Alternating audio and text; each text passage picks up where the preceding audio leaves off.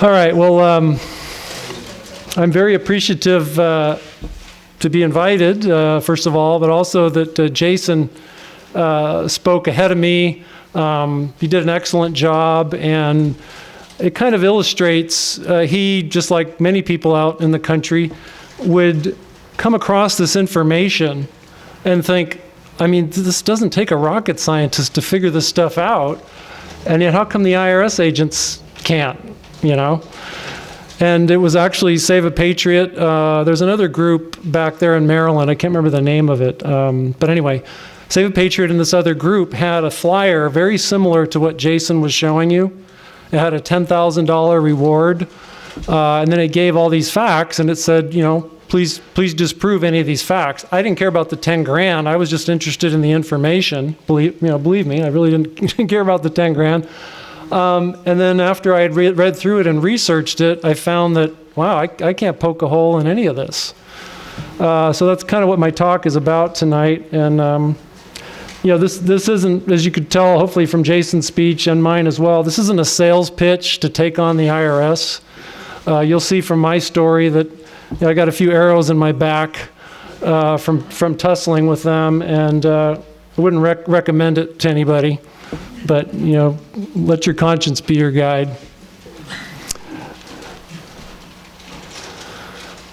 So, favored Fed, the enemy of the state, in 11 years flat. The 11-year period is basically from the time that I was sworn in as an IRS special agent until the time that I was indicted by the federal government on 4 felony counts. So, an interesting 11 years.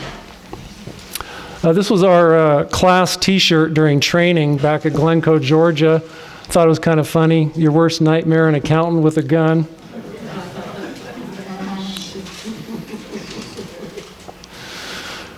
Basically, I went to San Jose State University, graduated from there, got my CPA certificate, and realized a little too late in my career that I really wasn't that happy being a CPA. It took me a while to figure out that accounting would be boring.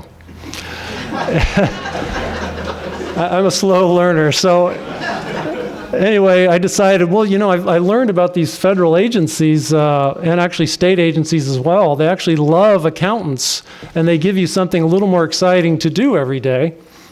So my heart was set on the FBI because, you know, I'm 54 years old, and I grew up at a time when, you know, they had FBI shows, and this is prior to Waco, basically, when the FBI had a lot better public reputation.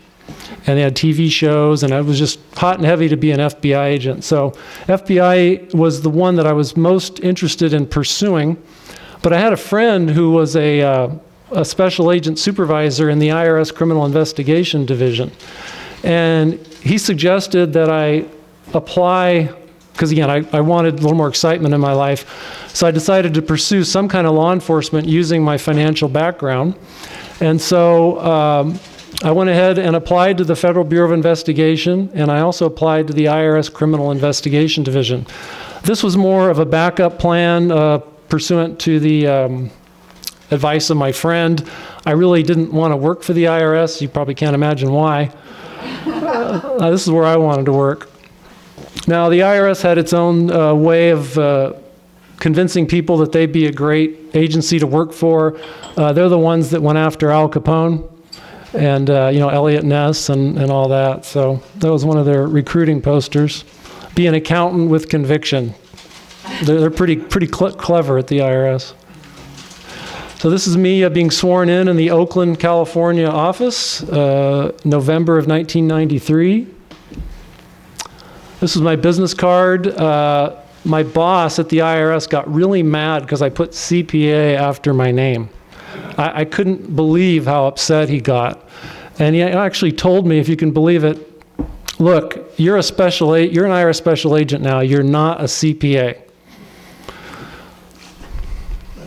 So I didn't really understand what that meant at the time, but I was soon to find out, as you'll see. This was a Citizens Police Academy that I did in East Palo Alto, California. That machine right there, at the time, this is 1994, 1995, $60,000. It's called a FATS machine. firearms training simulator, and it's hooked up to that Sig Sauer gun, and there's a little hose there that makes the slide cycle like a real gun. It actually is a real Sig Sauer, but it's been gutted, and a bunch of CO2 stuff's been put in there with a laser. And you'd basically, I'd line up in the screen, not much different than this, and you'd have the gun with the laser, and you do good guy, bad guy scenarios. To try to make sure you didn't shoot good guys and only bad guys. So it was a Citizens Police Academy, and you can see there's a blonde-haired lady there and a brunette lady there. This was actually pitch dark, but the photographer from the Palo Alto Weekly took the picture, so my eyes are dilated because it was dark, not because I was doing some kind of drugs. But anyway, so that, just to kind of illustrate how much there were some interesting parts about the job, and I really intended to spend a full 20 years at the job. Bruce, I don't know if this is a video, it's quick.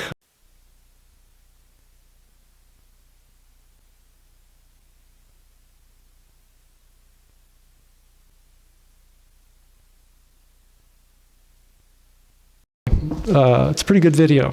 This was the firearms training in Morgan Hill, California.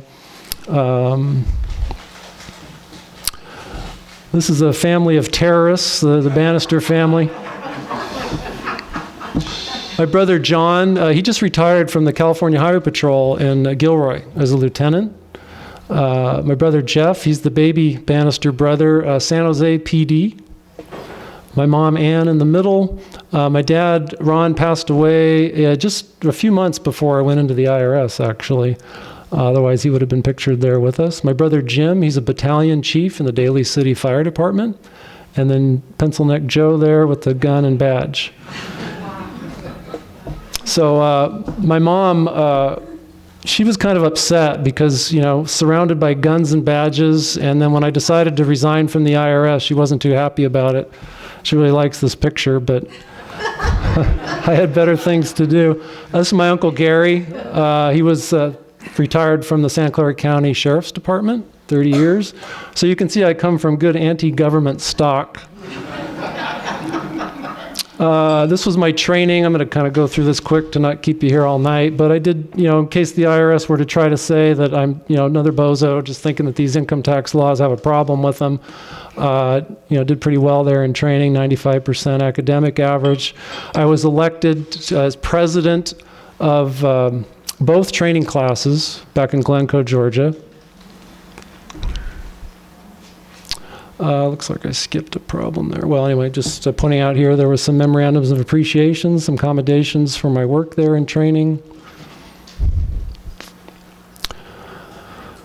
So I call these the pre-enlightenment days at the IRS. I started again in November of 1993, way back in the last century. Rose to the highest level non-management grade, GS-13 before my 5th year anniversary.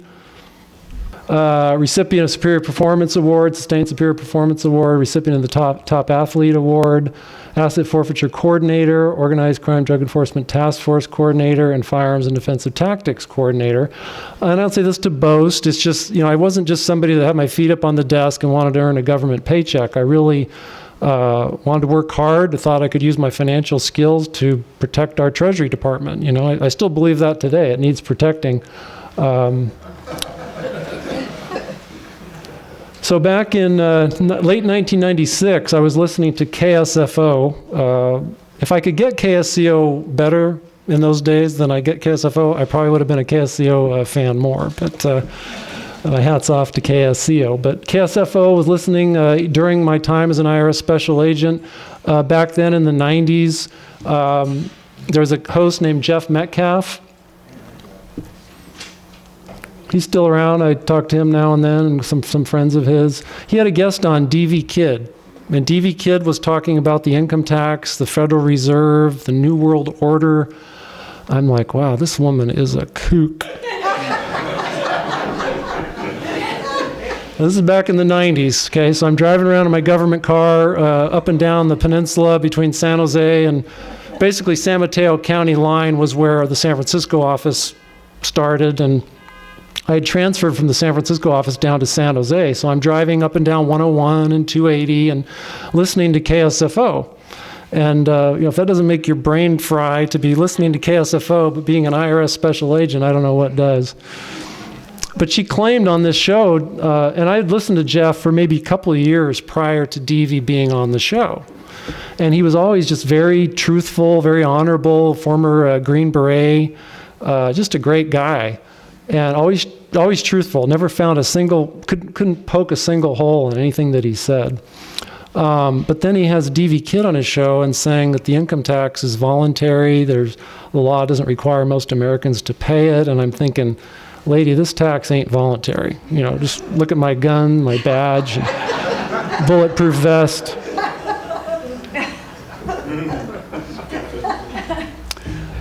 So, I had a little bit of a pedigree, accounting degree from San Jose State, certified public accountant, IRS special agent. They trusted me to carry, a gun, even on airplanes. This is back before 9/11. Check in with the pilot and the captain on the plane and declare the firearm, and I'd fly armed on airplanes. So, they trusted me to do all these other things, but not to look at the tax laws, right? That's dangerous. Yeah, that's when I really got into dangerous work. So, in order to follow up on these claims that DV Kid made, well, first of all, I guess I could have just ignored it, right? But it was because Jeff Metcalf was such an honorable guy. I'm like, you know what, I don't think I can just let this alone. I need to see somebody's lying to me.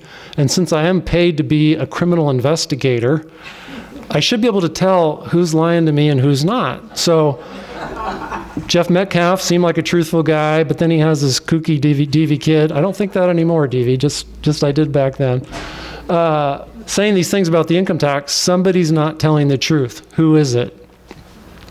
So if I had a bias at all, it was obviously, I was trying to protect the income tax, the IRS. I'm a CPA, that's my livelihood. That's everything I know is revolves around the income tax. But what I did is I basically just used the investigative skills that the IRS had taught me and began to do what IRS agents do. So I used my skills that the IRS taught me to dig into what DV Kid said on the radio that day. Is it really true? Is there any truth to this claim that most Americans aren't even required to pay the income tax? It seemed bizarre. How could that possibly be?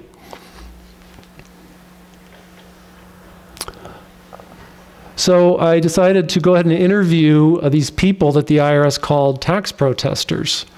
DV had these 2 booklets that I ordered in the mail, and she not only put the names of the people who made these claims, but she put their addresses and sometimes their phone numbers.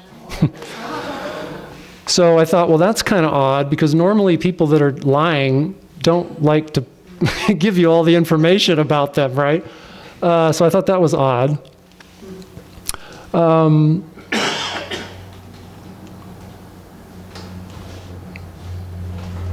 But basically, the desire to poke at what DV Kid said on the radio that day made me dig into authorities, into documentation that I really never had done. Now, you'd think that somebody who gets an accounting degree and passes a CPA exam and becomes a certified public accountant, all this kind of stuff, this is actually what we do. Jason showed you the book. We must fall asleep every night reading the Internal Revenue Code. That's not really what happens. You kind of gloss over these things, and I now believe that part of that is purposeful, right? Now, it's so big that who wants to tackle the Internal Revenue Code? But in fact, there's such a volume of stuff that there's not a human being alive that can devour it, that can actually understand it all. So even though I was a CPA and accounting degree and all that, I had not really gone in depth and looked at the Code of Federal Regulations or the court cases. I basically relied on the Internal Revenue Service to tell me what was important. And we all know how much the Internal Revenue Service is all about telling people what's important, right?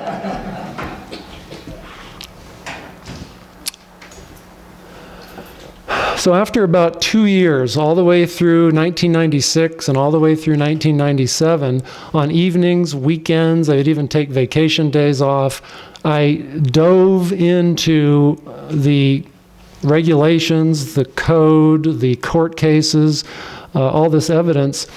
And I'm going to show you just a snapshot of it here pretty soon. But to just cut to the chase, I basically, after about 2 years of trying to poke it at things, and again, if there was any bias at all, it was for the IRS. Like, this can't be true, right? The stuff that Jason talked to you about, that can't be true. You know, who's Jason?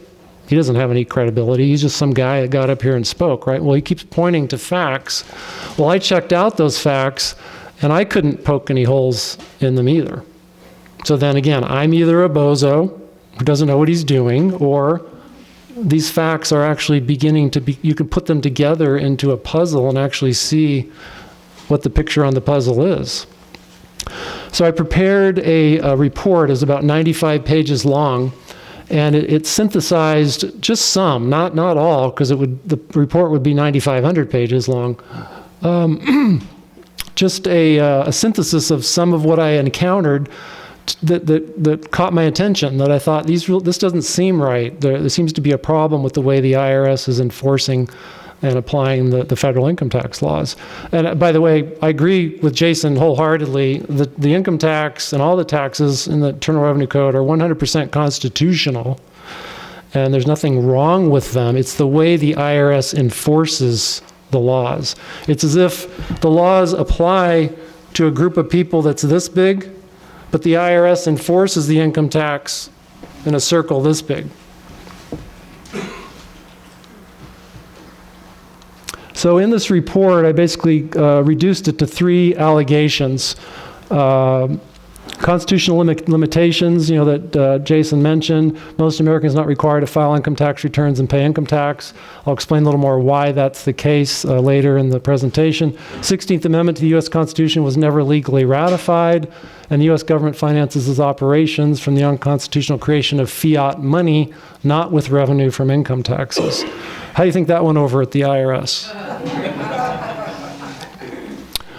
I had a transmittal letter that I gave to my bosses at the IRS along with this report, and the basic gist of my message was, I've gone to bat for the agency for the income tax. It's been around for, it wasn't 100 years then, but it has been now.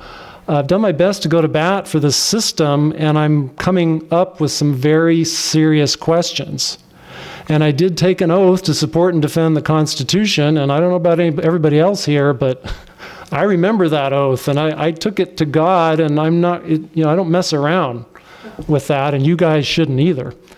But near the end, I said, if the service, the IRS, declines to conduct its own analysis or dismisses the evidence in this report without proper review, then I must tender my resignation. My oath to support and defend the Constitution of the United States was made to God, and I cannot serve 2 masters. I think he deserves it, man.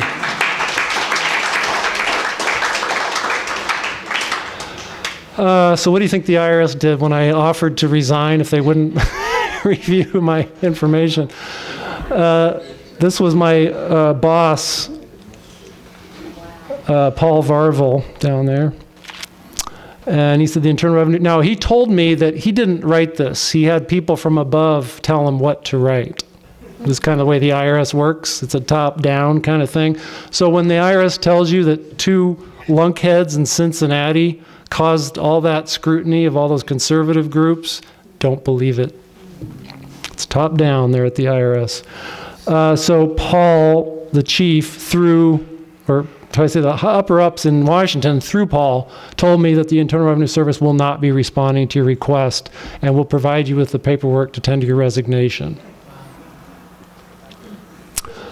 Now, the interesting, this date, February 25th, 1999, that was my birthday in 1999. And that's also the date in 1913 that the 16th Amendment was proclaimed to be ratified. Now, that's a whole other story, which I'm not going to get into, about whether it was ratified or not. The evidence shows that it wasn't. But it was proclaimed to be ratified on February 25th, 1913, 50 years before I was born. So, what's that? Yeah, no sign there.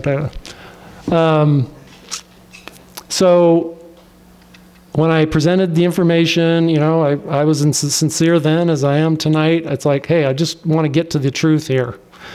And they would not respond to any of my inquiries, and they took my office card and my pager and sent me home for a week. They didn't fire me. They just said, we're sending you home for a week, and call us back in a week and tell us what you intend to do. No, they took my gun and my badge, and they left me with my pager. Like, don't call us, we'll call you. Yeah, they took my gun immediately. So anyway, was there for a week, and went home to my wife. Had 2 young kids, mortgage, tuition payments, and I had to say, honey, that job. I mean, she kind of knew what was going along the way, but that job that I love so much, and that I put you through hell taking care of the kids when I went off to training for 16 weeks and took a pay cut, $30,000 pay cut, and I kind of found out that the income tax is a scam, and I'm going to have to resign from the job. Well, that didn't go over too well. But dodging the frying pan, I still was able to compose this resignation letter to Commissioner Rosati, who was the commissioner at the time.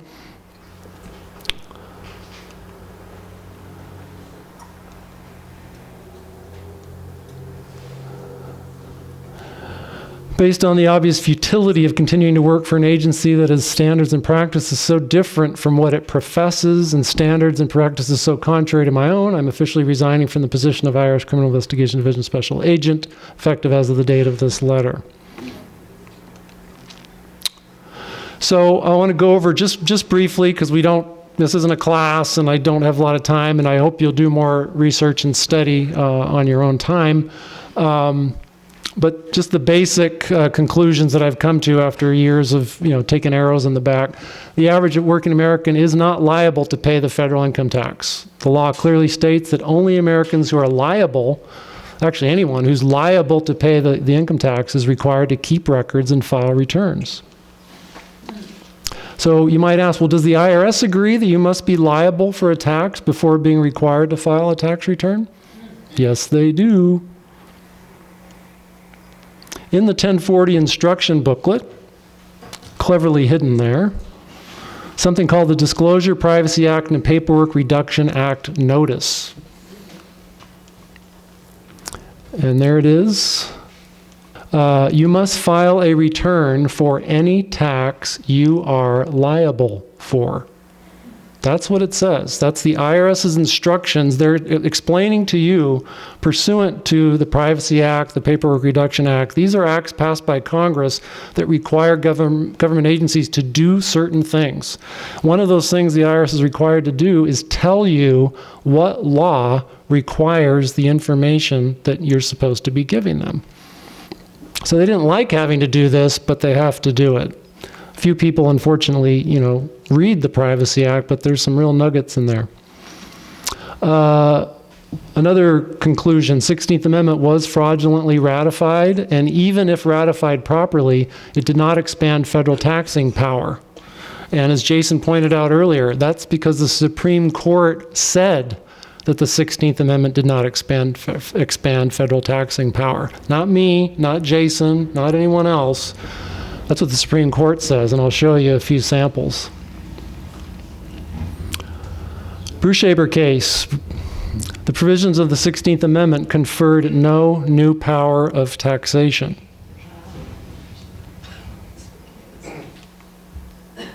And I hope you look up these cases, write down the citation there.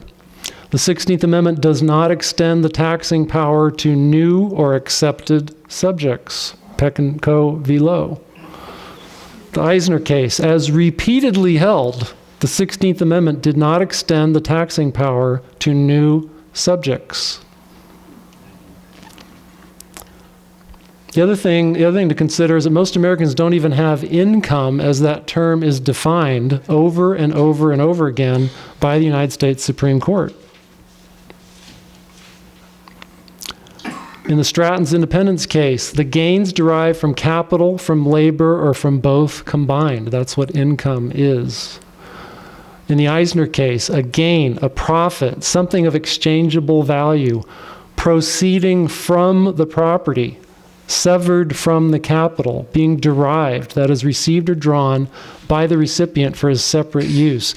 So think of it like an apple tree, okay? And the apples fall from the tree. So when they say severed from the capital, the tree is the capital, and the apple is the income that's severed from the capital, okay? That's what they're trying to say there.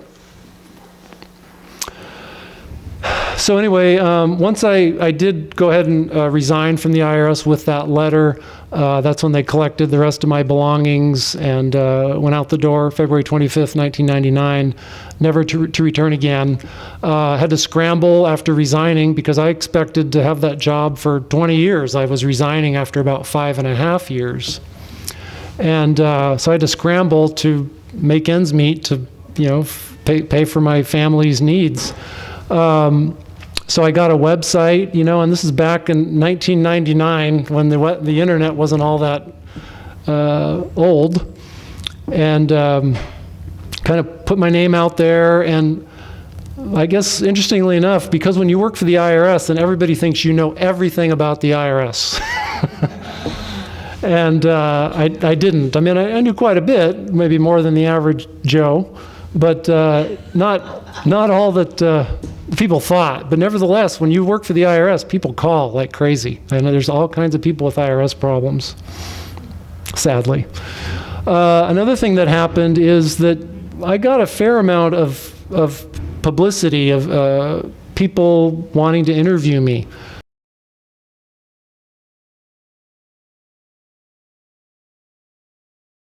On CNBC.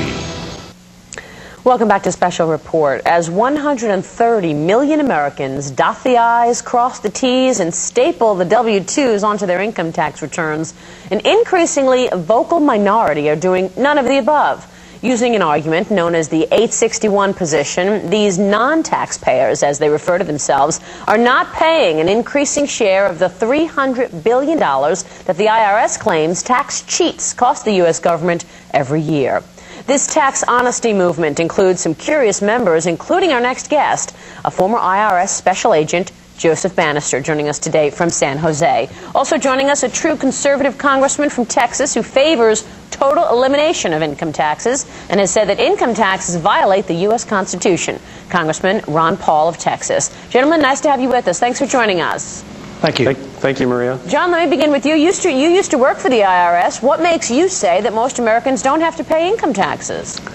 Well, the sheer solidness of the evidence. I did about 2 years of investigation part-time while I was a special agent for the IRS, and really couldn't help but conclude that the evidence showed that most Americans weren't required to pay it, at least not according to the laws passed by Congress. What is the evidence? The evidence fills up dozens of binders and file drawers in my own home, but of course there's much more evidence than that.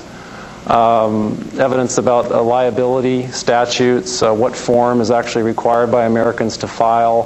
When you actually look at the statutes and regulations rather than just the IRS pamphlets, you learn that the income tax doesn't have quite the application that the IRS would lead the American people to believe. Congressman, you agree? You've written in the past that income taxes violate the 16th Amendment. Explain that idea. Well, I'm more concerned about the way the 16th Amendment was passed, and I don't think it was technically correct. And I think Mr. Banister's correct, and technically we shouldn't have to pay the income tax. It's just that I've chosen a different tactic. I think that we should change it in a more deliberate fashion, and that's why I'm a legislator. But, we have the tax problem, and it's going to be with us for a long time, but But this is a consequence of the spending problem. So that's why I spend as much time on trying to cut the spending so there's no incentive to collect these taxes. That's our biggest problem. But the way the tax system is run, it's run roughshod over the people. We don't have due process of law. We're guilty until proven innocent. It's just a horrible system, and we have to do something. Even if we can't get to the point where there's a lot less spending, we at least have to collect revenues in a much better manner than the income tax. So do you sympathize with the estimated 1 million Americans who don't pay taxes based on principle? Well, yeah, I sympathize with them because I know what they're up against. Some of them do it out of desperation. Some of them do it as part-time just to survive, to feed their families. And economically, they serve the country well because they have more income, they spend more money. But that means you're defying the law, and that's a challenge, and you have to depend on the courts. And I just haven't chosen to do it that way. I'd like to legalize what they're doing. Well, you're certainly not going to have much success as far as cutting spending over the next couple of years, right, with this administration? Oh, unfortunately, you're correct. I mean, we're back into the 1960s, guns and butter. And there's not an entitlement that this Congress and this administration doesn't like, and there's not a foreign adventure that they seem to not to dislike. So we're embarked on endless spending, which means that's why right now you hear stories about adding more funds to the IRS, being more ruthless in collection, blaming it on the taxpayers. If they'd only pay their fair share, we could afford this government. But when you're running a $700 billion deficit, believe me, a little tinkering with the tax code isn't going to satisfy them. Yeah. Let me read you what the IRS had on its website just a couple of weeks ago, get you both to respond to this. It said the IRS is committed to identifying taxpayers who attempt to avoid their tax obligations by taking frivolous positions such as the Section 861 position. The service will take vigorous enforcement action against these taxpayers and against promoters and return preparers who assist taxpayers in taking these frivolous positions. That was posted on March 22nd, 2004. Joe, would you describe the IRS's approach to you as vigorous? Most certainly. The thing is that in my own manuals back when I was a special agent, the IRS, they compared tax avoidance to tax evasion. And tax avoidance, even according to the courts, is a legal method and something that people have a legal right and duty to engage in. And what the IRS is trying to do is blur the line between tax avoidance and tax evasion. And now they've come up with this new term called abusive tax avoidance. So basically, Americans are going to be targeted for harassment if they're engaging in legal conduct and making it difficult for the IRS by not bearing their financial souls to the agency. It seems pretty aggressive. Why do you think you've been able to get away with not paying or filing your income taxes for so long? Well, first of all, I've not gotten away with anything. I'm not hiding from anyone. I'm simply asking the IRS to show me the laws that apparently require me to do these things, and they are suspiciously reticent to answer questions from me, and of course there are millions of other people, many other organizations who have attempted to get answers. In fact, the Congress may be aware that we were trying to have a hearing whereby Department of Justice and IRS officials would appear and answer questions, and they pulled out at the last minute. And so they act very suspiciously when asked to simply sit down at the table with the American people and discuss what their obligations are. Rather than pulling up a chair, they pull out a club. Yeah, that's really interesting, Joe. And Congressman, we also should add that the New York Times reported just today that for the 11,000 largest corporations, the chance of an audit has fallen by almost 50% in the last decade. The decline for individuals is even similar to that. Yeah, I think that's going to change. They're going to try to reverse that, and that's why they've gotten more funds and more agents, and they guarantee there will be more audits. But there's no way that they can monitor the whole system. The system, in many ways, is based on trust and confidence that the American people are doing the right thing and spending the money correctly. But now there's a growing number of Americans that are sick and tired of it all. They don't believe that the entitlement system is going to work for everybody, and they don't believe in a lot of this foreign spending. So they're getting disgusted with it, and I think more people are trying to opt out. So ultimately, we have to face up to the fact that our government is too big and the spending is out of control, and the tax authorities are becoming out of control as well because they're determined to collect the revenues. And the Congress is silent on this now. A few years ago, they were up in uproar. They were going to tame the IRS, and for about 6 months that happened. But right now, the Congress, they're desperate. They're spending the money, and they want to cover some of these deficits, and that's why they are not fighting the increased role of the IRS now that's going to become more ruthless in the next year or two. All right, gentlemen, good to talk to you. This situation no doubt goes on, and we will look forward to having you back to continue discussing it. Thank you, Maria. My thanks to Congressman Ron Paul of Texas and Joseph Banister, who joined us today from San Jose. We'll be right back with more Special Report in just a minute. 60 Minutes, MSNBC, CNBC, C-SPAN, New York Times. Now, people might think, wow, that's really cool. You get to be interviewed and people get to know who you are. The problem is that the more the IRS knows who you are, when your stock goes up with the IRS, it's not a good thing. Especially if you're saying things that don't quite mesh with what they tell the public. So that's what happened to me. And it's not like I was eager, just itching to get, I was just wanting to live my life. I just wanted to live by the truth. And, as was said, I mean, there haven't been any IRS criminal investigators who've gone down this path. So at one point, years ago, they were paying some attention. But of course, the IRS was also keeping a very close eye on what I was doing. Another interesting circumstance was that I actually found that there were other kooky IRS agents like me who actually came across similar information and came to similar conclusions. John Turner was from Paradise, Chico, California. Sherry Jackson from Stone Mountain, Georgia, outside of Atlanta. And there was another gentleman named Bob Scholes. He's still alive and kicking, lots of great information. If you go to givemeliberty.org, you can read more about all of our efforts relating to these ads. But there were full-page USA Today ads, full-page ads printed in the USA Today with some pretty provocative information, like 3 IRS agents basically saying that the IRS is lying to the American people. That tended to get the IRS's attention as well. We also tried to get hearings in Congress to get to the bottom of these issues. Is it true, all these facts that we've gathered together that indicate most Americans aren't required to file tax returns, income tax returns, or pay the income tax? There's a lot of evidence indicating that that's a fact, that's true. Let's have some hearings in Congress and get to the bottom of it. Well, we actually had Roscoe Bartlett. Anybody might remember him. He was a big pro-gun advocate, pro-Constitution. He's long since retired. And he actually agreed to have hearings on Capitol Hill about these income tax issues. And that signature down there is a guy named, that's Bartlett's signature, but down here is Dan Bryant. He was with the Department of Justice. And in writing, he agreed to have Department of Justice personnel participate in the hearings. The IRS agreed to participate, but they didn't put their agreement in writing. They want you to sign under penalty of perjury on the tax return, but the IRS officials would not agree in writing. They only agreed verbally to participate in these hearings. Well, notice the date, July 20th, 2001. You know what happened in September?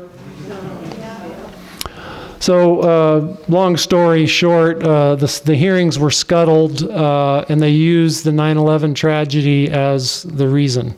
But there was a lot going on behind the scenes that I don't have time to talk about. Interesting story, givemeliberty.org. You can find more information about those happenings. That's just the flyer for the hearing.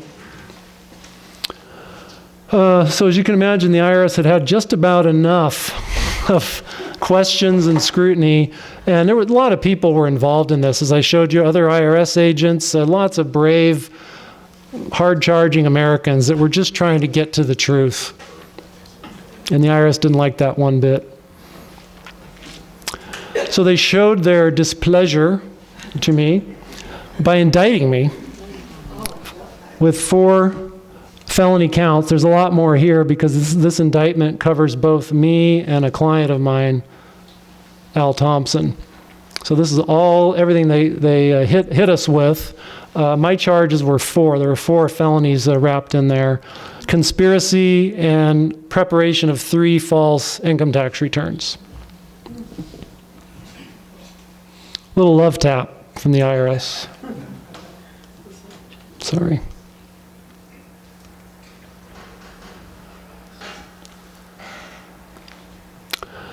The interesting thing is that now, when I was an IRS special agent, one of the things that was really key was for us to get as much publicity about the cases that we worked on as possible, right?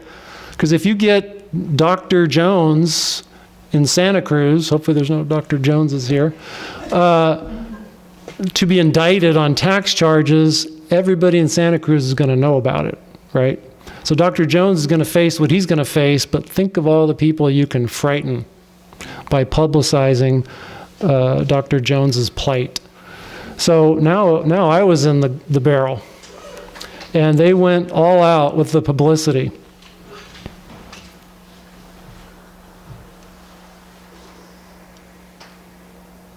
I was really surprised, and my attorney said it was unprecedented, at how much they made it sound like I was already convicted.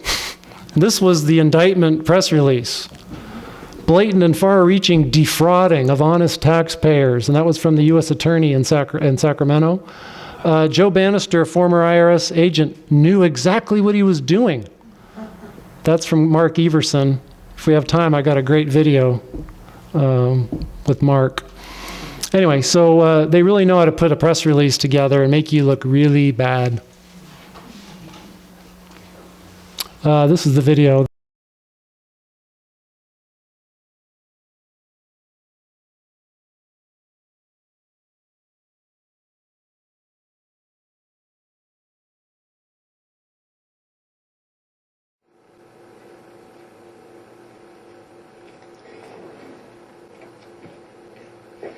What we'd like to do now is open up the floor to questions for both the state tax administrators and the IRS.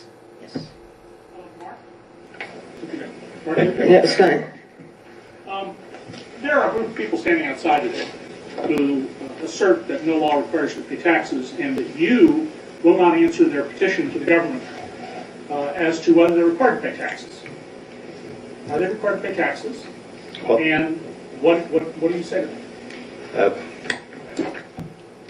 I've been paying my taxes ever since I was, I've been paying my taxes ever since I had my first job, and I think it's a fundamental construct of our nation that those of us who expect and demand the services from our government that the government provides, be they the protection of our country through the military, or be they the education of our children, or be they the protection of our environment, that we must pay for those services. So yes, I think there is a fundamental obligation, and that it's an understood and well accepted one. Let me modify the question. Yeah. The fundamental assertion that's being made here is that there's no law that requires you to pay taxes, that people are tricked into paying taxes. So the question they keep asking is, what law requires me to pay taxes? Well, let me help here, Dave. As you know, there are any number of court cases that have asserted our right to levy taxes. And I would recommend that anybody who has any questions about whether or not they should be paying taxes to go to irs.gov and take a look at the issues that we have there that respond to phony tax schemes, advising people that they don't have an obligation to pay taxes. So there's a lot of information out there and a lot of information on our website that should assist anybody that has any question about the legality of taxes. And there's plenty of court cases that support our right to assert and levy taxes under Title 26. Okay. Because we have a number of people who've come a long way from this. Yeah. Yes. I'm sorry. I guess I'm asking Mark, in February, when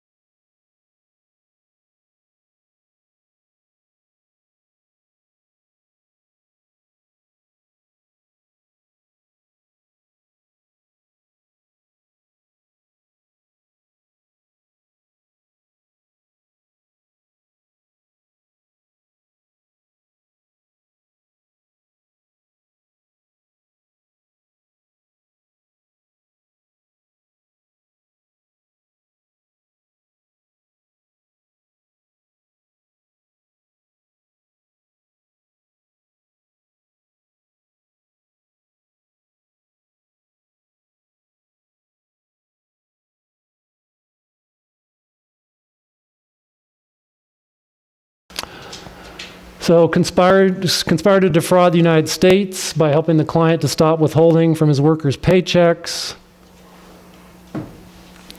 Conspired to prepare 3 false amended tax returns. Problem for the IRS is that they train me just a little too well. After I got indicted, of course, it's a good idea to start looking for a defense attorney and what you're going to do to defend yourself. So my defense attorney said, send me all of your research.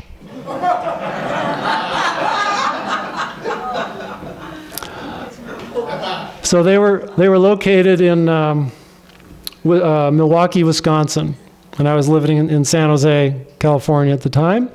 And so I said, okay, buy some stock in FedEx and I'll ship them.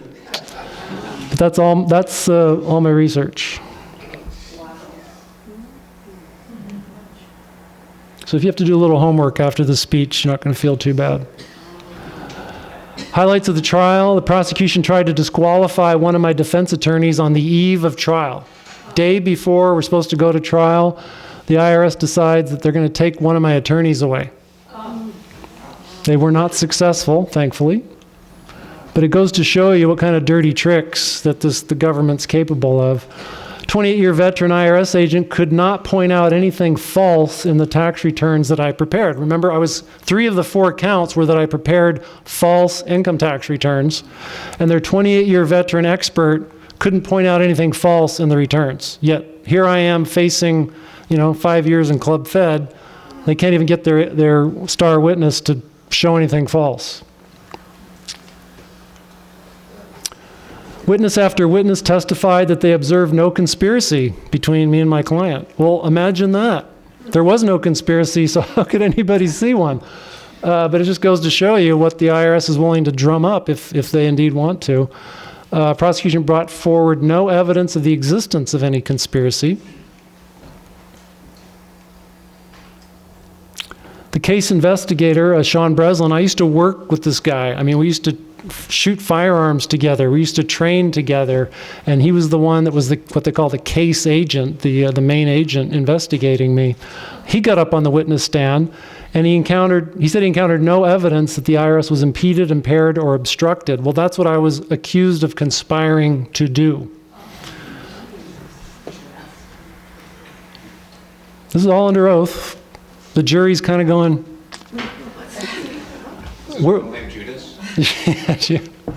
So they, just like, okay, when's this big stuff going to come to show that this guy's a bad guy? It just wasn't showing up.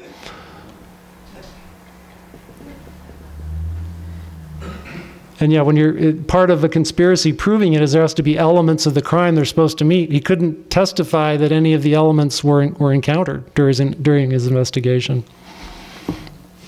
On our side, we only called one witness, and that was the IRS supervisor as a character witness. That's the same guy. Remember at the beginning when I showed you the FBI emblem and the IRS emblem? He's the guy that said, you should apply to the IRS just in case. He ended up being my only witness, and he was not too happy. Not that he didn't like me or, want to tell the truth, but he felt torn because he had just retired from the Internal Revenue Service after 30 years, and here I am putting him on the witness stand to tell what a great guy I am. And thankfully he came through. Everything was under oath and telling the truth. So as far as the deliberations for the jury, and this is I heard from the jurors after the fact, not one juror ever voted for conviction. If you know how criminal juries work, they kind of go back and forth and they take little pre-votes, and not one juror ever voted for conviction. They didn't have to be brought to the acquittal side. One of the 2 prosecutors did not even show up for the verdict. And the verdict was not guilty on all 4 counts.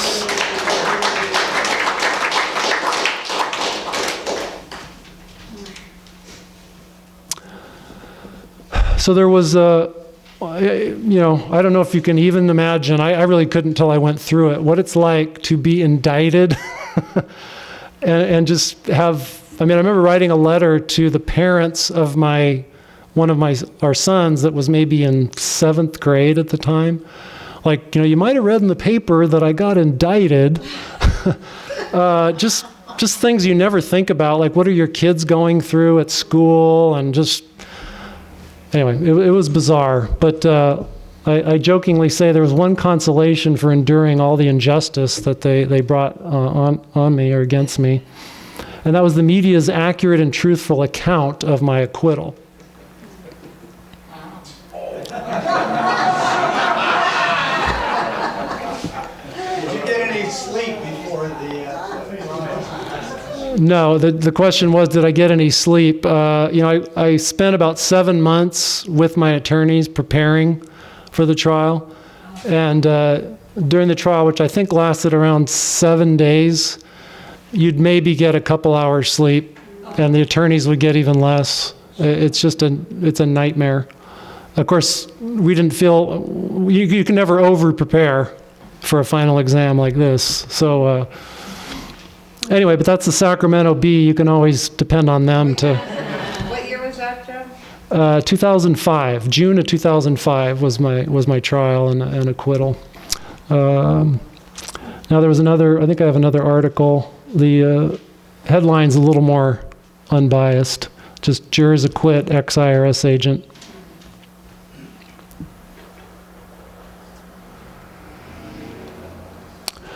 So the bottom line, federal government is deceiving the American public about their income tax obligations, resulting in trillions of dollars of tax paid through deceit, intimidation, and where necessary, illegal force.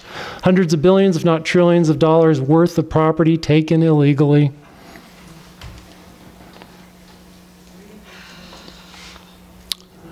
Now this is the part, I hope that I don't lose you. It's kind of complex. I tried to make it as good as easy as I can. Thankfully, again, Jason, when he showed you that criminal investigation division, how they only are supposed to go after Americans working abroad. Guys all remember that, guys and gals? Okay, good, because I'm going to go into much more detail. So hopefully you can get your second wind and follow me through this. So during my investigation of the income tax, and this is during the 2 years that I was still working at the IRS, and then for many years after, continuing to find little nuggets, little puzzle pieces in the big puzzle. But this is information I'm going to show you from within the IRS, proving that the IRS itself recognized and explicitly admits the agency's limited authority to enforce the federal income tax against the American people.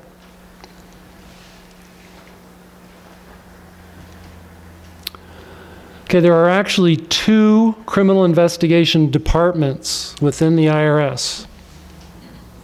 You might ask, isn't one enough? I would think so. I thought there was. Now this is another example where here I was sworn as an IRS special agent. I did the job for 5.5 years, carried a gun and badge around, investigating people, getting them to plead guilty to tax charges, doing search warrants with a shotgun. I spoke a little Spanish, so I got to be the first guy in the door. Some really rocking and rolling stuff, and then I come to find all this stuff out. It goes to show you why you ought to look at the small print. So why are there 2 criminal investigation departments within the Internal Revenue Service? And does the existence of 2 departments provide further proof that the feds are lying to the American people about their income tax obligations? So there's something, a department called Criminal Investigation Division, and you saw Jason's little slide before. And there's also a department called Criminal Investigation. All right, and I was hoping to have these printed out for you. I have over there in the dark, we'll turn on the lights later. We've got these, what I'm showing here on the screen, over there on that poster board, so you can see that I'm not cutting and pasting things and trying to pull one over on you. But basically,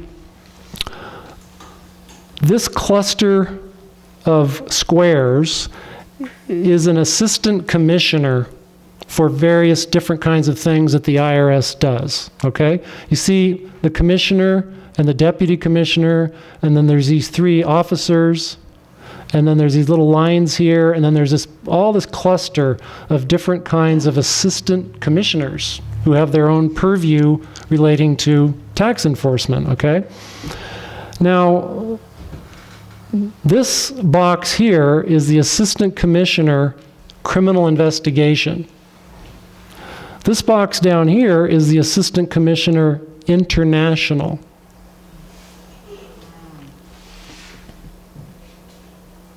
The reason I'm showing you this is I want you to see that this, and you can see it over there on the poster board, this slide is the entire IRS structure. It's out of the IRS's own book. So it's not like I cut and paste or took off part of it.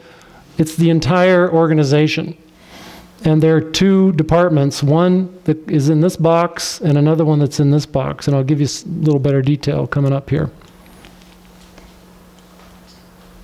All right, so here's another slide that shows all the different assistant commissioners. And hopefully you guys can see, like this is Assistant Commissioner Taxpayer Services, Assistant Commissioner Return Processing, International, Examination, Employee Plans, Criminal Investigation, and Collection.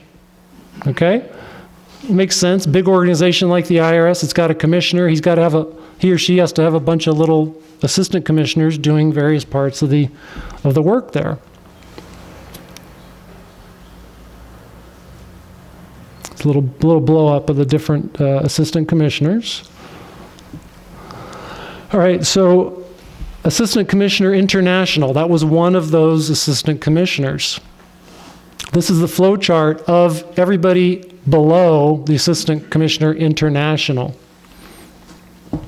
Notice here in this box, Office of Taxpayer Service and Compliance. And then underneath that is the Examination Division, Collection Division, Criminal Investigation Division, and Taxpayer Service Division. I'm going to focus on that one. You probably can figure that out. Criminal Investigation Division. Remember the slide that Jason showed you? Everybody with me so far? Okay, so this is the same slide that Jason showed you. Criminal Investigation Division enforces, remember that word, enforces the criminal statutes applicable to income, estate, gift, employment, and excise tax laws. So if you get rid of the other kinds of taxes, criminal statutes applicable to income tax laws, as well as applicable Title 31 and Title 18 violations per the IRM, that's the Internal Revenue Manual, that's what we're looking at, is an excerpt from the Internal Revenue Manual, involving United States citizens residing in foreign countries and non-resident aliens subject to federal income tax filing requirements by developing I mean, that just blew me away. And this is part of what I saw before I even had left the IRS. Why does this say that only Americans abroad are the subject of, are people that I should be investigating? I haven't investigated a single American abroad. All of my targets, we call them targets, sorry.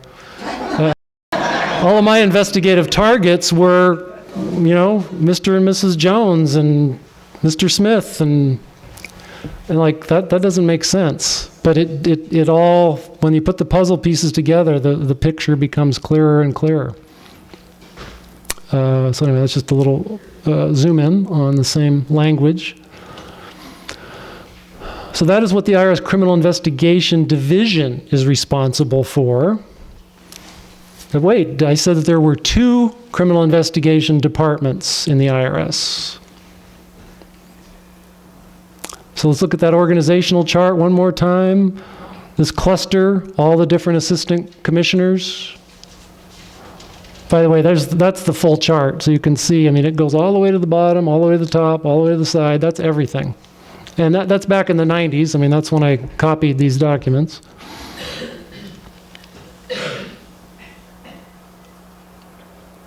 So you've already seen this, all the different commissioners, just trying to point out that there's a structure here. There's the International Assistant Commissioner, and there's the Criminal Investigation Assistant Commissioner. Now this is the Assistant Commissioner Criminal Investigation. You see Office of Operations, Operations Assistance Branch 1, 2, Special Investigative Techniques Branch. Techniques, yes. So I was showing you the charts, okay, but there's also verbiage, there's also more detail in the narrative portion of the Internal Revenue Manual, like what Jason showed you and what I showed you about the Criminal Investigation Division. But I want to point out here that, like any outline or book, they have a numerical system so that you can tell kind of where you're at in the Internal Revenue Manual. So keep in mind that the Assistant Commissioner International, when there's narrative explanations about that guy, it's going to have an 1132 designation. See 1132, 1132. When you're talking about the Assistant Commissioner Criminal Investigation, that's an 1134 section number. And the poster board over there will illustrate that a little better if you, after my talk, if you want to go over there and check that out. All right, so this is a side-by-side comparison to the slide that Jason had showed you and that I showed you again. And with the criminal investigation mission, see how it says 1132 over there, 1134. This is 1134 is Criminal Investigation Assistant Commissioner. 1132 is the Assistant Commissioner International. Now look at what it says over here in the Criminal Investigation Mission. In support of the overall IRS mission, criminal investigation enforces the criminal statutes relative to tax administration and related financial crimes. That's a lot more bland than what it says over here. Criminal statutes applicable to income, estate, gift, employment, and excise tax laws. See how much more generic that is? And then look where it goes from there. And related financial crimes, in order to encourage and achieve, directly or indirectly, voluntary compliance with the Internal Revenue laws. Could we rename them Smoke and Mirrors? Smoke and mirrors? Yeah. Well, see, now the IRS will tell you that I'm presenting smoke and mirrors to you. And like Jason said, I'm not trying to say the income tax is voluntary, but it's a concept we should all understand. If something isn't mandatory and you're still doing it, you can be coerced into volunteering, right? So they're trying to create a smokescreen by saying, well, Banister says the income tax is voluntary. That's not what I'm saying. But I am saying that you keep looking for a mandate. You'd think you pass a law to make us do things, right? And yet, try as I might, I haven't been able to find it. Jason hasn't, and a whole lot of other people that we know haven't found it either. And it's not for lack of trying. So that's the mission. And then look down here for the functional responsibilities for the criminal investigation. That's without the division. See, there's the division over there. This is just criminal investigation without the division. Accomplishes the criminal investigation mission of enforcement. It doesn't say they enforce it. It says it accomplishes the mission of enforcement. And it does refer to the same language, income, estate, gift, employment, and certain excise tax laws. That's more specific, right? Like this one over here. But then look what they do relating to those laws. They develop and supervise nationwide programs. I thought I had a slide that showed the other things, but you can see on the poster board that it's basically studying, gathering statistics, and coordination. It's not, rubber meets the road, I'm going to investigate you and put you in prison. And the only time when they actually refer to United States citizens and that they're going to come after you, for these criminal statute violations is for citizens residing in foreign countries and non-resident aliens. And there's a lot of supporting reasoning. This isn't just like one little diamond in the rough. I'm not going to be able to tell you everything, but I'll try to show you a little bit of support for this outside of the Internal Revenue Manual. So one more time, here's the big chart with everything. There's an assistant commissioner criminal investigation over here in the cluster. Assistant commissioner internationals over here in the cluster. They're two different assistant commissioners. Here's all the assistant commissioner places. They're all separate and distinct. There's a criminal investigation assistant commissioner, and there's an international assistant commissioner. And under the international, there's a criminal investigation division. That's the chart that I showed you. Criminal investigation division's down here. Answers to the assistant commissioner international. And involving United States citizens residing in foreign countries and non-resident aliens subject to federal income tax filing requirements. Remember when Jason talked about Save a Patriot? This group that was back in Maryland? They're truly amazing. John Kottmeyer is truly amazing person, and he's been silenced by a court order. But he and his group were the ones that said, indirectly, they didn't know me, but it's like, hey, Banister, I'll give you $10,000 if you can go to your Internal Revenue Manual and prove that this is not what it actually says. And I went there and was just appalled that these people that the IRS said are crazy tax protesters, troublemakers, they don't want to pay their fair share, that they're just out there telling the truth.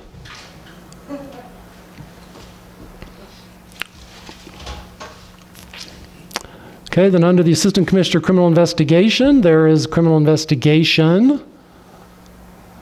Their mission to foster voluntary compliance. I didn't say it. That's what's written in their own book. Oh, and here's a better slide. So see, they develop and supervise nationwide programs for the investigation of suspected criminal violations.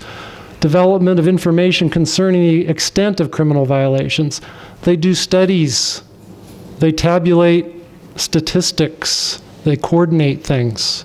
They don't actually investigate you and try to put you in prison. So, you might wonder, which department did I work for? I think I already gave you a hint. The IRS Criminal Investigation Division is where I worked, that according to the IRS's own manual enforces the criminal statutes applicable to income tax laws involving United States citizens residing in foreign countries. I did not work for criminal investigation, where they foster voluntary compliance. And here's the proof. This was one of the raises I received in the IRS. And I think I have a blow-up of it, but you can see right there, name and location of positions organization. Internal Revenue Service, Western Region, Central California District, Criminal Investigation Division. Blew me away to see that connection. That's the kind of lying that the IRS not only does to the public, but they do to their own agents. And as you can tell, since I'm still the only special agent, and I don't say that with any pride, it's like the lie goes so deep and so long that apparently the rest of the bunch just aren't interested in taking a look. But my parents taught me not to steal and not to help other people steal, so I wasn't gonna play along. This is just some blow-ups of the form to show that's where I worked.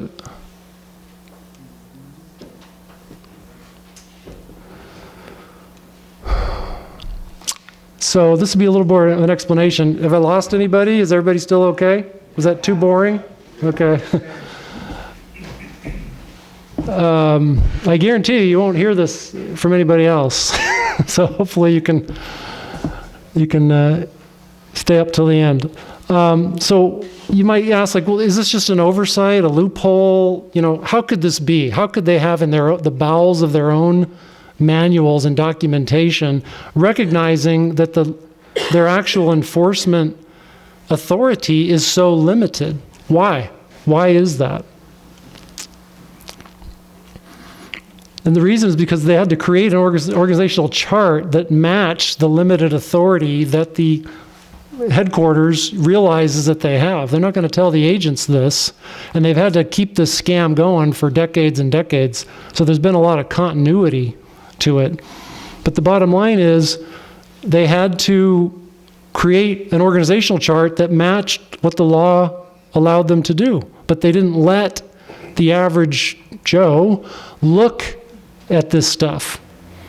I was prompted to look because of John Kottmeyer and the Save a Patriot Fellowship, who said, I'll bet you 10 grand that you're going to look at these facts and you're not going to be able to dispute them. And they were right. So you might remember the cases I showed you about the 16th Amendment, that it did not expand federal taxing power, right? Jason mentioned that as well. Here's a reminder, Bruchaber case. No new power of taxation. So what happened, this is in 1916, all right? In 1913 was when the 16th Amendment was allegedly ratified. And if you can imagine, why would they amend the Constitution? Because there's something they want to do, right? And they thought that having a 16th Amendment to the Constitution would basically give a carte blanche to, tax the crap out of everybody. I mean, they wanted a much wider opportunity and ability to tax the public. That's why the 16th Amendment was formulated, and they went through all that trouble. Well, in the Bruchaber case, the Supreme Court said, sorry guys, you went through all this trouble to pass the 16th Amendment, allegedly, and it didn't expand your power. Why? Because you can't amend the Constitution with a provision that's in conflict with the Constitution that it was added to. The Constitution can't be in battle with itself. Make sense?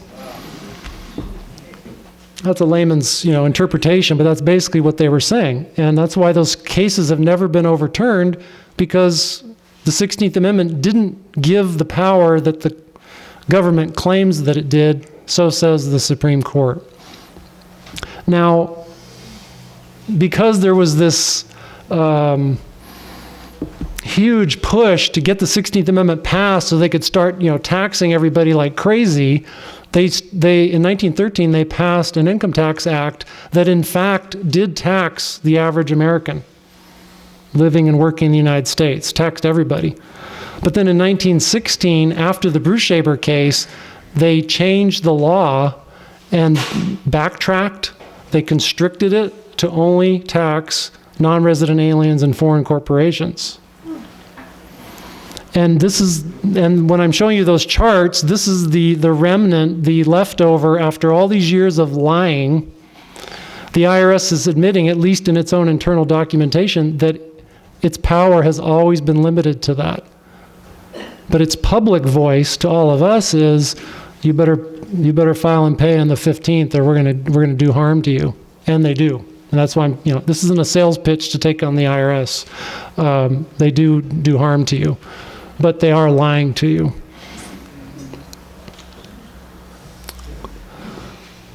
So they realized, again, in review, that after the Bruchaber decision, the 1913 Income Tax Act was too broad, and in 1916 they scaled back the income tax to have a more limited application to persons that it could constitutionally tax, like non-resident aliens who don't have any constitutional protection. They wouldn't even have, would the United States have jurisdiction over people that are non-resident and alien? Well, the way that they do, without getting too much in the weeds, is that it's through something called a withholding agent. And if you look up withholding agent on start page, and section 7701 in the Internal Revenue Code, if you ever want to get that big thick book, the way that they get, yeah, for Christmas, you can get a Christmas present. It's through this person called a withholding agent. That's the person that they can grab and who is actually liable for the income tax. So an example would be, how many ladies or even men know about Andrea Bocelli, the great Italian singer. I love his music as well. Well, when he comes, he's a foreigner. He's an Italian, right? He comes to sing here in America. He doesn't do it for free. Somebody has to pay him. One of the big Las Vegas casinos or whatever. Well, they're required, likely, I mean, I don't know all their little inner workings, but they're required to, if they're going to pay somebody like that, they're required to withhold. Steve Wynn is required to withhold a certain income tax from the money that they pay to somebody like Andrea Bocelli. So that's the way they get jurisdiction. They don't get it over the foreigner, but they get it over the person paying the foreigner. Good, very good question. So that's the reason that for over 100 years, no law has ever been passed making the average American living and working in the United States liable to pay the federal income tax. It's not there. You can read every page of that book, if somebody does buy it for you for Christmas, the Internal Revenue Code, and hunt for it. And you're not going to find that you're liable for the tax. Yet the IRS extracts trillions of dollars from the American people. So their own internal manual admits that they're limited to targeting Americans working abroad and non-resident aliens. It's one of the reasons I resigned from the IRS, would not and could not stay silent about these facts just to guarantee a paycheck and a pension for myself.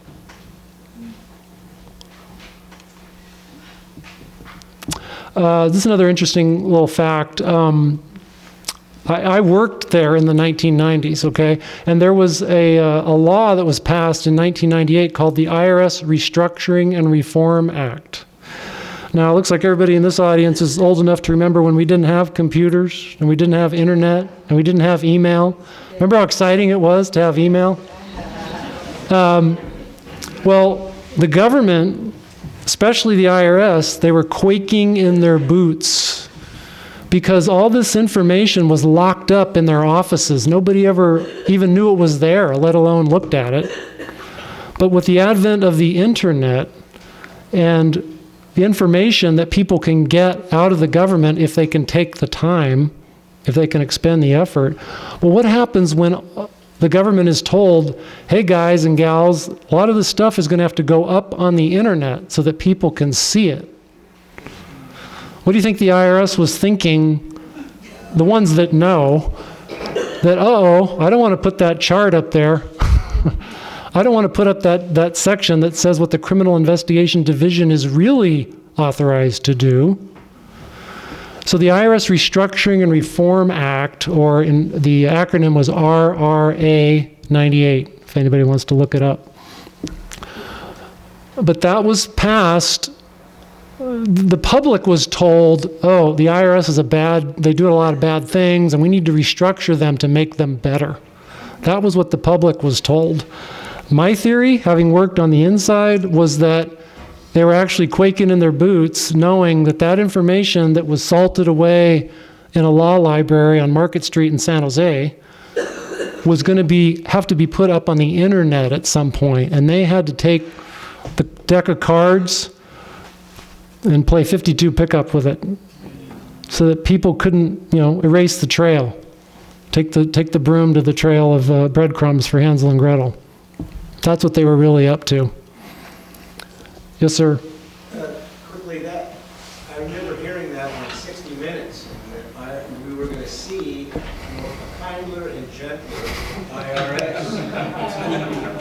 And we were waiting to see that, but then there was Monica Lewinsky, and we watched the whole thing about Monica Lewinsky for a year, and that was lost. Yeah, and I don't know if everybody hears that, but just for the purposes of the mic and any recording, the gentleman is basically correctly pointing out from memory the dog and pony show that was going on for public consumption. They'd parade IRS agents there. They'd have to testify behind a screen with garbled voices. And that part is true, because the retribution that the IRS likes to take against their own is legendary. But bottom line is that was a dog and pony show for the public consumption. And do we really see after that restructuring any improvements whatsoever? It got worse, if anything, but this is what they were really up to.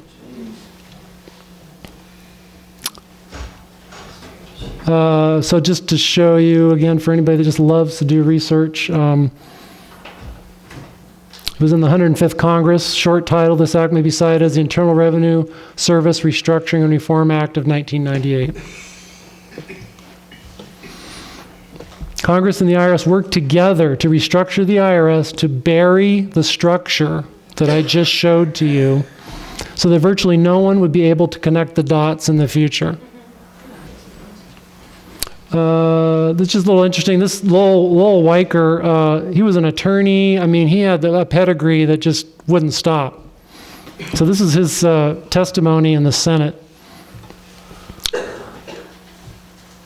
I want to make the statement here just so we all understand the ground on which we stand. The IRS, I'm sorry. Let's try it again. I want to make the statement here just so we all understand the ground on which we stand. The IRS is not a law enforcement agency. It is a revenue collection agency. Just a senator with a huge resume making a statement like that. So, I mean, I could go on and on, but we don't have time. But lots of puzzle pieces all point to the same conclusion.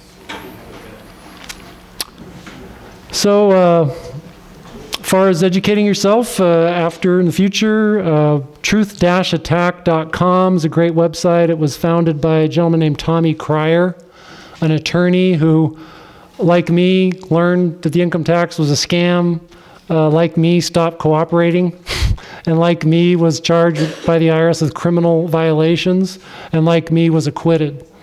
Tom passed away a few years ago, but fascinating story. You can read more about it at truth-attack.com. My website is agentfortruth.com. As I've said a couple times, don't take the IRS on one-on-one.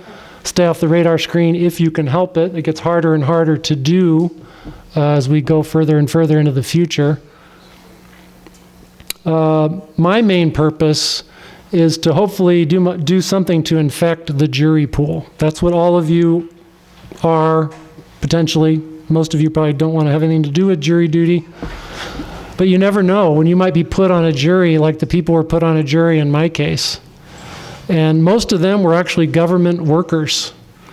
And we were scared to death that, broad brushing of how government workers might think. If I got to pay, you got to pay. And, I get my paycheck because of those taxes. I don't want to listen to this Banister guy. They weren't like that at all. So you can't judge a book by its cover. But my job, I think, my mission is my job was to put people in prison or at least investigate them and build a case so that the Department of Justice could put them in prison. We have political prisoners in this country. And they're people that are convicted of income tax crimes. There's a lot of taxes that, as far as I'm concerned, even the income tax, it's constitutional the way it's written, but it's not enforced the way it's written.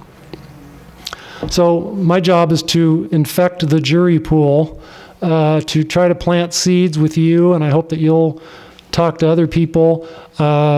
Different people have different agendas, and I'm fine if there's people you might meet that say, hey, why are you still filing and paying?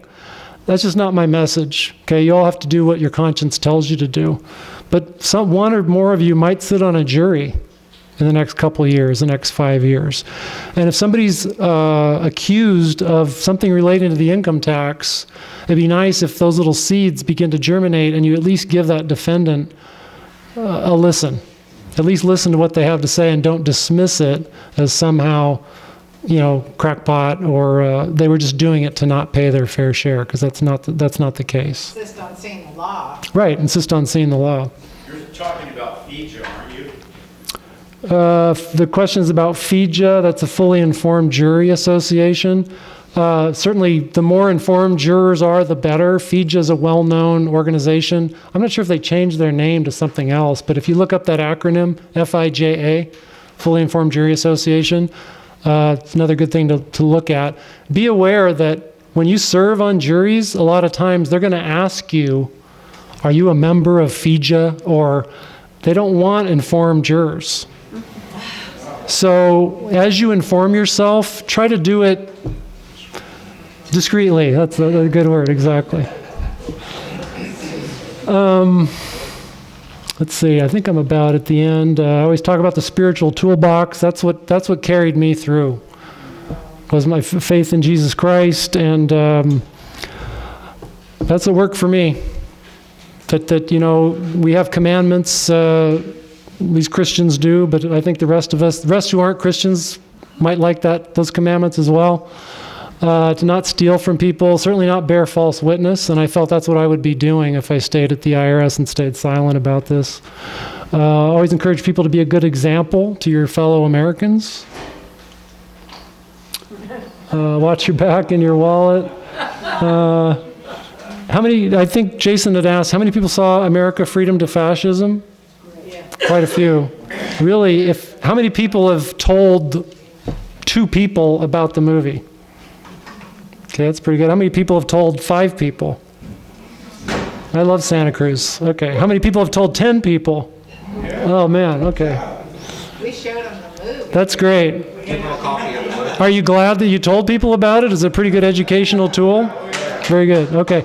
Well, I'm kind of happy about, Trump got elected and Hillary didn't.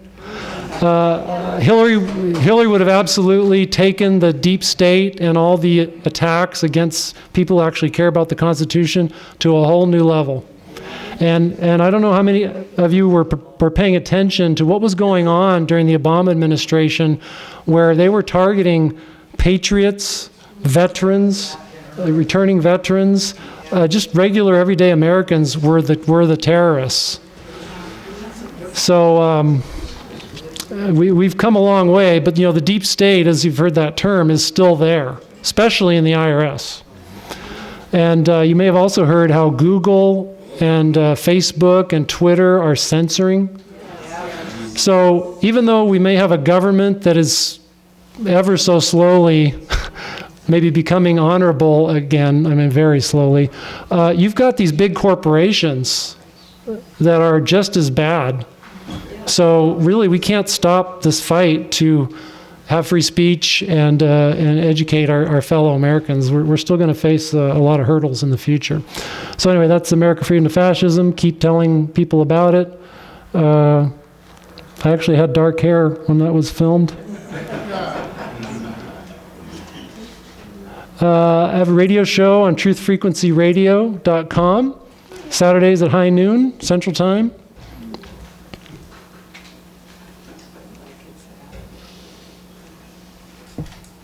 Agent for Truth, Freedom Above Fortune, Joseph Banister, truth-attack.com. Check out the law library section if you'd like more detail, like on those Supreme Court cases about income, absence of a liability statute, etc. Is there a space? Truth-attack.com. I like. Put in the www. Yes. And I like alternatives to the big box internet. So I use startpage.com instead of Google, startmail.com instead of Gmail. And there's a Twitter alternative called Gab. Yeah, I just heard about that today. Yeah, I think you can't talk about it on Twitter. There's also vid.me, which is starting to become alternative to YouTube. Oh, YouTube's getting real heavy. good. Vid, V-I-D? vid.me. vid.me. Great. What, Scroogle? I don't think it is. I haven't looked in years, but Google took them down. So it's going to be word of mouth that spreads things like Gab. But, that's what we need. That's why you guys and gals are all here, right? Yes, sir. Joe, do they actually extract money or collect money from illegal aliens that it says to do? Yeah, they do. No, it just doesn't seem like, at least in the past administration, that it doesn't seem like they're paying anything. They're getting a lot of things more often than they actually do what it says. No, collect money from foreign people. The question is, for those that are here illegally, does the IRS actually follow the rule book to collect taxes from them? In my experience, no. If they pay any tax, they're going to pay it in the manner that most everybody does, through withholding or 1099s or that kind of thing. The second part, let me just, can you give some of this information to the new administration? It seems like they would be more open to it, and we're trying. Obviously, there's the swamp is deep, and where do you start? And then now with things like North Korea, and he's up to his what in alligators, and some of his people you would be able to get through with your past experience. Yeah, I hope. But I mean, like usually I'm on Alex's InfoWars, if everybody knows about InfoWars.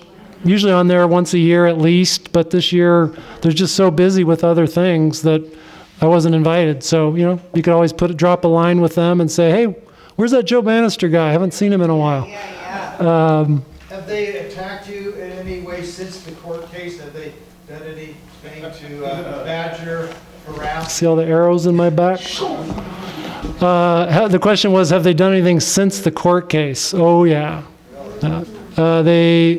They've civilly fined me for stuff, $1,000 civil penalties that's still percolating through the courts. They've audited me for 2003, 4, 5, and 6. They pulled the lowest learner on you? Lowest learner? No. Yeah, I mean, like forget about me and give me a pension? No. No. So yeah, they've been keeping me on my toes. Question is, why can't I go after them for slander and attacking me? There are provisions. There's whistleblower provisions and wrongful prosecution, but the hurdle is so high that for all intents and purposes, it's just not realistic. So I just basically have to, dodge the bullets as best I can. And So you file feds now? Federal? Question is, do I file? I haven't filed since 1998. I haven't filed a tax return. I did have to move to Nevada because California was just driving me crazy. So God bless you who still remain in California. How were they driving me crazy? How much time do we have?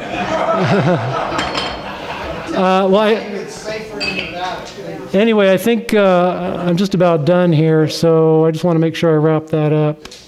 Are state income taxes legal then because they're not subject to the contract? Yeah, I think I'm basically done. So hopefully that didn't bore you too much, and I can...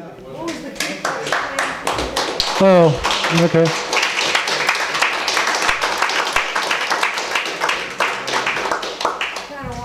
Yeah, I will, let's see. Gail was asking, because I was just going through the throwaway slides. And this was back during the Obama administration where they were targeting everybody but the people that should be targeted. And so this is the list. And so I'm Roman Catholic, so I was like, really? I'm on the extremist list for being a Catholic. So that's basically it for the presentation.